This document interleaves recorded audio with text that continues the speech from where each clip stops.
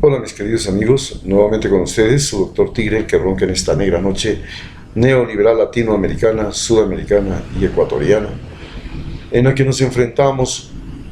a un régimen que es manipulado directamente por la embajada norteamericana, en la que los militares y la prensa se han comprometido a sostener al gobierno de Lenín Moreno a toda costa, porque saben a ciencia cierta que el peor mal que les podía acarrear sería el regreso de Correa. Y la razón por la que el regreso de Correa sería tan malo es porque Estados Unidos ha conseguido 2 bases militares, violando la constitución del Ecuador, y si regresa Correa, tendrá que volverlas a abandonar. En segundo lugar, porque la prensa en este momento está absolutamente clara de que durante los 10 años que Rafael Correa estuvo en el poder, fue criticada y severamente cuestionada cada sábado. Y eso les llevó a una gran pérdida de credibilidad, que en este momento se ha multiplicado por 10, debido a que el Ecuador vive la desinformación. La guerra mediática que estamos viviendo es una guerra mediática que empezó hace 12 años. Rafael Correa subió al poder y demostró cada sabatina cómo los medios de comunicación de Ecuador habían mentido durante toda la historia nacional, y esta mentira se produjo en cambios fundamentales. Por ejemplo, el diario El Comercio estuvo implicado en el asesinato de Eloy Alfaro, promocionando ese crimen que fue cometido por una muchedumbre que asaltó la cárcel donde se encontraba detenido, instigado por el clero católico y por el diario El Comercio. El diario El Comercio tenía como dueño a los Mantilla, a la familia Mantilla, y cuyo miembro, durante el gobierno de Leonidas Plaza, el hombre que patrocinó, era ministro de gobierno, la muerte de su autoridad, de su general, porque era un suboficial de Eloy Alfaro en la Revolución Liberal, que Eloy Alfaro lo puso de presidente y luego volvió a ser presidente, y luego, cuando era ministro de gobierno, organiza una guerra contra Eloy Alfaro, lo derrota en Huigra, se llama la batalla de Huigra, lo apresa, lo trae a Quito, y en Quito es asaltado la cárcel del penal García Moreno, donde estaba él y sus generales. Los arrastran, los queman vivos, los queman después de matarlos en el Parque del Ejido. El asunto es que detrás de todo esto estaba el dueño del diario El Comercio, que había sido embajador en los Estados Unidos, y desde ahí comienza ya la intervención del entonces naciente imperio norteamericano en Ecuador. El imperio norteamericano ha incidido en la vida nacional a través de los medios de comunicación de manera total. Este ha sido su principal instrumento de control de este país situado en el patio trasero de los Estados Unidos. Siempre les haré recuerdo que la diferencia entre ser colonia y ser patio trasero está en que las colonias tenían autoridades nombradas directamente por el rey. En el caso de la colonia española, de la que fuimos parte, nosotros teníamos autoridades que eran nombradas por el rey con el consentimiento de la Iglesia Católica, con la recomendación de la Iglesia Católica. Luego, cuando pasamos a ser parte del imperio norteamericano, nosotros comenzamos a tener presidentes que eran impuestos mediante campañas electorales completamente corruptas. Recordemos que antes de 1980, las elecciones se ganaban comprando directamente el voto a los votantes, poniendo guardias que estaban en las mesas electorales vigilando que los peones y las personas que estaban ahí en ese pueblo votaran por el candidato Esto nos revela aquella película denominada El viejo que leía novelas de amor, que cuenta la historia de un colono que va a la Amazonía ecuatoriana y que le toca enfrentar a un jaguar. Bien, toda esta historia de la manipulación, de cómo nos han colocado autoridades, el gobierno norteamericano, y de esa manera ha permitido que algo que es más poderoso, que ha sido ya más poderoso que el gobierno norteamericano, que son las transnacionales norteamericanas, que han sido las que han puesto gobiernos en los Estados Unidos y han creado el imperio norteamericano. Y esas transnacionales han sido las que han dispuesto de los recursos naturales y del trabajo humano en este patio trasero. Hoy nos enfrentamos al gran problema de que vivimos en Ecuador una guerra mediática. Esta guerra mediática, como les explicaba, empezó hace 12 años, cuando Rafael Correa subió al poder. Anteriormente, la guerra mediática, por ejemplo, la que vivimos durante la época de la crisis, de la devaluación, de la desaparición del dólar,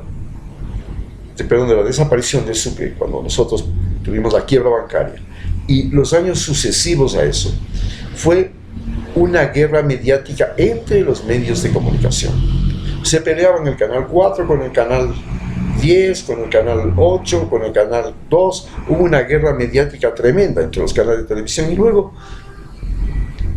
tuvo que intervenir inclusive la Iglesia Católica y el gobierno para mediar en esa guerra mediática que se estaba dando entre los canales de televisión y las estaciones de radio y los periódicos. Pero después, cuando llega Rafael Correa, todos se unen contra Rafael Correa. Quedan solamente los medios incautados y algunos medios que no eran de gran poder económico sus dueños, que se asocian con Rafael Correa y simplemente hacen la contraparte a lo que es la información que se transmitía mediante lo que se llama el periodismo mercenario. El periodismo mercenario es una de las formaciones más erróneas que tenemos en Ecuador. La universidad en sí, tanto la Central, la Católica y todas las universidades privadas, formaron periodistas y siguen formando periodistas mercenarios, no periodistas que hacen investigación, análisis o pronunciamientos acerca de la realidad ecuatoriana. El periodista que se forma en la Universidad Central, en la Universidad Católica, en las universidades de Guayaquil, en las universidades privadas, en todas las universidades de Ecuador, es un individuo que va a trabajar en un medio de comunicación. Y es un individuo que se prepara no para defender la realidad, para buscar la realidad, para buscar la información, la ciencia, el conocimiento, sino que se prepara para dorar la píldora del ministro, cuando se llama periodismo interinstitucional, cuando se prepara para dorar la píldora del gobierno, cuando tiene que tomar medidas económicas, que se prepara para dorar la píldora de los intereses del dueño del medio, cuando se trata de tener influencia política. Porque el periodismo en el Ecuador es parte de la vivencia política. Los medios de comunicación no hacen periodismo, hacen política. Por eso, este sistema de comunicación que es seguido y es protagonizado y es patrocinado y es guiado y es manejado y manipulado desde CNN como ejemplo, como motor, como proyección de lo que deben hacer los medios latinoamericanos y lo que deben repetir los medios latinoamericanos, es la característica fundamental de esta guerra mediática. Durante estos días que teníamos paro, no se ha publicado una sola noticia de lo que ha sido la protesta. Y la protesta ha sido muy clara: no al IVA, libertad para Jorge Glass, no persecución a los miembros del Consejo de Participación Ciudadana, y no y los INA Papers. Las 4 cosas fundamentales, repito, no al IVA. También se suma una cosa importante, devolución del desayuno escolar, no persecución a los miembros del Consejo de Participación Ciudadana que quieren investigar los procedimientos seguidos por la anterior Consejo de Participación Ciudadana provisional y que quieren investigar los INA Papers. Y 4, la liberación de Jorge Glas. Eso es en esencia lo que se pide. Esa es la esencia de esta marcha. Pero, por supuesto, liberar a Jorge Glas significa que él podría ser candidato a las próximas elecciones y de inmediato ganaría las elecciones. Liberar a Jorge, liberar, por ejemplo, quitar el IVA del 16% significa que el gobierno no va a poder explotar más a la población del Ecuador, porque quiere sacar más dinero, está pidiendo préstamos, se han reunido en Guayaquil con el BID y con 60 gobernadores y han planificado inclusive la sucesión electoral en la casa de Nebot, en la casa de el presidente del CREO, de Lazo, para ya hablar de la sucesión presidencial, porque han sido invitados a comer en esas casas los famosos gobernadores del Banco Interamericano del BID, que ofrecen ahora que van a prestar 1.900 millones de dólares, que ya traían 600 millones más. Por supuesto, esos 600 millones más, nadie sabe en quién lo va a usar, no saben para qué es, solo sabemos que son deudas que estamos contrayendo y que tenemos que pagarlas. Y ahora estamos viendo que son dinero para garantizar la sucesión presidencial hacia la derecha. Tan descarada es la cosa que Estados Unidos decide poner 40 millones más para ayudarle a Guaidó a que siga haciendo campaña política dentro y trate de derrocar al gobierno de Maduro. Eso se llama intervención. Está prohibido por la ONU, está prohibido por la OEA, está prohibida por todos los organismos internacionales. Ningún país puede financiar una campaña electoral, pero sin embargo le quieren juzgar a Rafael Correa por haber permitido, y le piden que envíe disculpas por la que Julian Assange intervino revelando los secretos de Hillary Clinton y dándole el triunfo de esa manera a Donald Trump.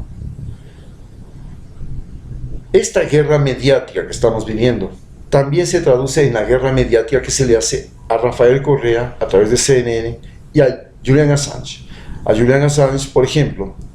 no se lo quiere por nada del mundo en Estados Unidos antes de que Donald Trump sea presidente. Por eso Inglaterra le ha dado 11 meses de cárcel que seguramente se van a prolongar un poco más hasta después de las elecciones, porque si llega a los Estados Unidos tendrá que ir a declarar ante el Congreso de los Estados Unidos si fue o no su contribución a la campaña de Donald Trump un factor fundamental en la victoria de Donald Trump en las anteriores elecciones. De ser un factor fundamental, esto se llama incidir en las elecciones y Donald Trump no podría ni siquiera ser candidato a las próximas elecciones de los Estados Unidos. Por lo cual, Donald Trump y todos los republicanos y el Senado de los Estados Unidos van a evitar a toda costa que Julian Assange vaya a Estados Unidos. Por supuesto, acá en Ecuador seguimos viviendo esta guerra mediática donde no se publica una sola palabra contra el gobierno, no se publica una sola palabra de los INA Papers, no se publica una sola palabra de las protestas que estamos haciendo desde el día 16 de julio, desde el Día de las Cármenes. Una protesta que hoy día es de una forma, mañana es de otra forma, pasado es de otra forma, pero que comienza ya a interrumpir la cotidianidad y comienza a crear conciencia dentro de los ecuatorianos. Muchas gracias.